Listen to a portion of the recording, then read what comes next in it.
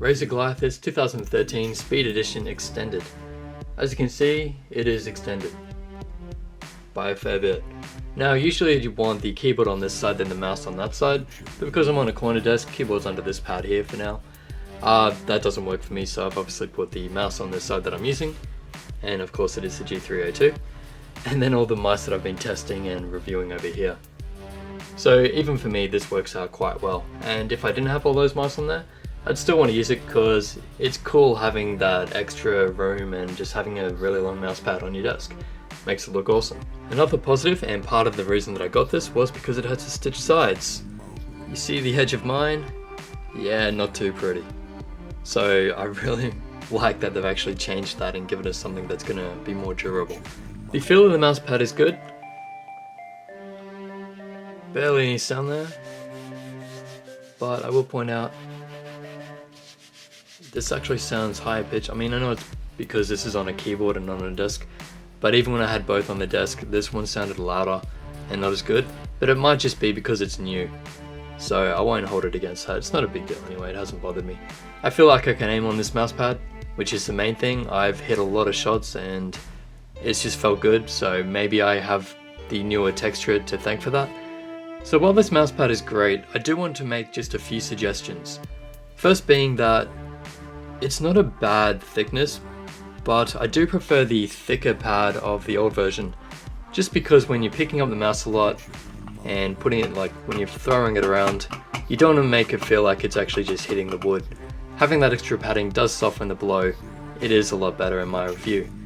Now I will know the counter argument to that is that you want to keep it as flat to the surface as possible, and having a thinner mouse pad makes more sense in that regard, but I don't think just a few more mil will make that much of a difference. I think it would be better just to have the extra padding because it is softer for throwing the mouse around. Next, I would like the mouse pad to be a bit taller.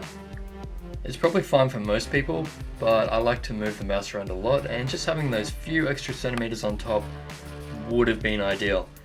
This one's probably about 4 or 5 centimeters taller, so if I could get it to 3, that would be ideal. And lastly, see how the blue is on the green? That looks kind of cool, I get that. However, green looks cooler, but not everyone has a green mouse, and with the chroma range of Razer mice coming out now, you get to choose whatever color you want.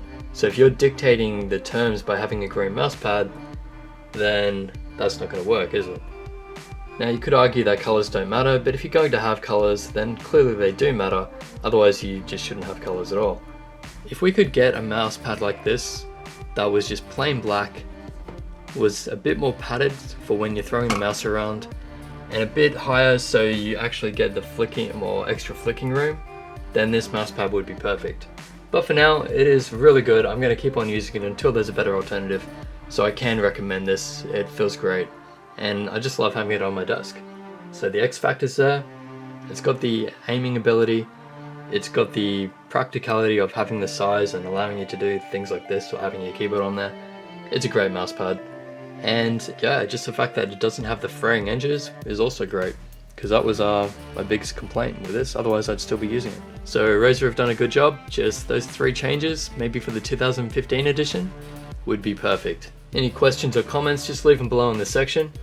And for those who haven't watched the other videos, I do have a free ebook available. It's modern fantasy, set in World War IV, lots of superpowers and epic battles going on, all the great stuff. I just need more readers, so it is free to download. It will remain free to download, but go check it out on the links below. You're watching part of the trailer now, I can leave a link to that too. So thanks for watching and thank you for reading. I'll catch you in the next video.